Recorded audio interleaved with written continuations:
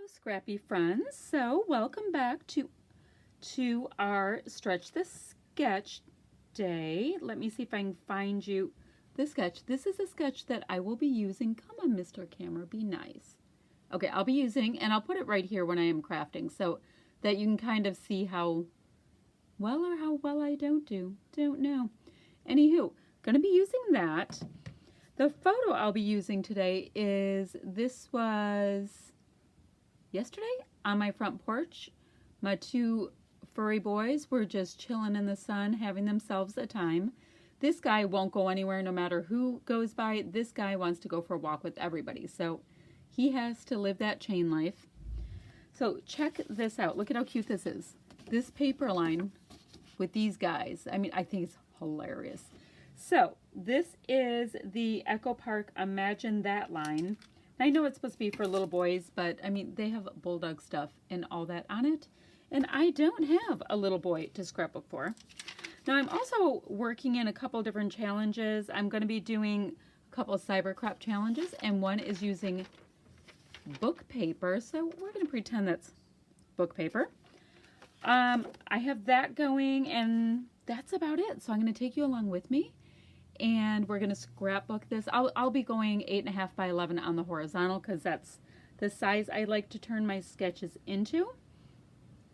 And we're going to see where this takes us. Okay, wish me luck. Here we go. All right, the first order of business is getting my background paper into an 8.5 by 11. And I don't know if I mentioned it to you that this kit is part of the Scrapathon 4 set of kits that I put together, which is also one of those things that is tied to our spending freeze kind of series that a bunch of us are doing. So we're called Freeze Gang on one thing, and but it's a spending freeze kind of thing. And my thought is, if I work through some classes, I'll get more stash used up. So that is the theory. So I'm going ahead and going along with this sketch that you see.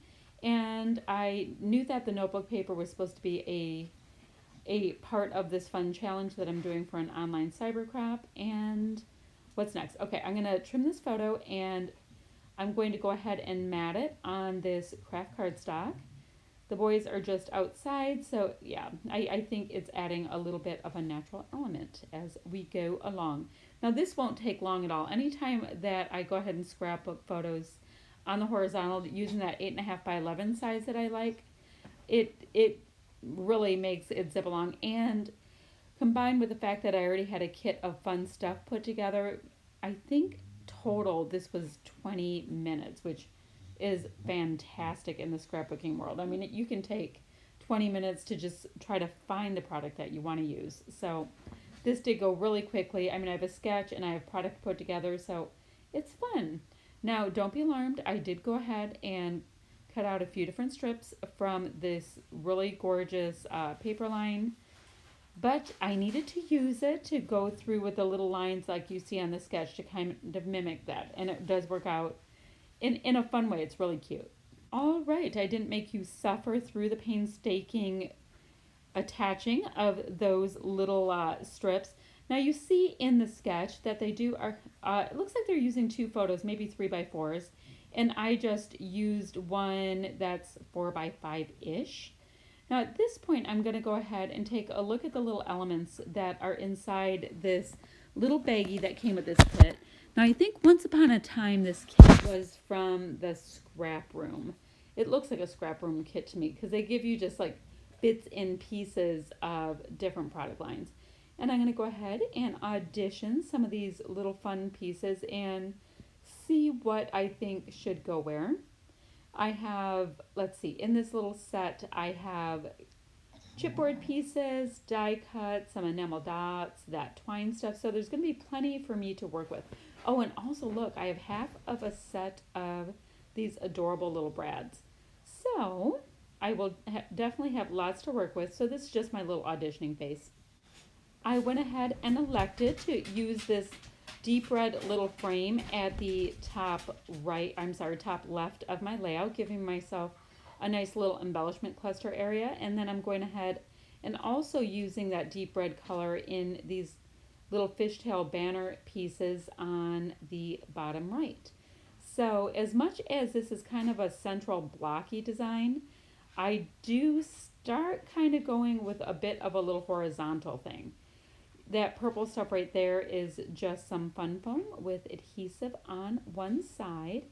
And yes, I decided to use Boys Rule and a couple of the very like little boy kind of sayings, I guess, because my son happens to be 23 years old and it's slightly harder to get some of the pieces onto his layouts.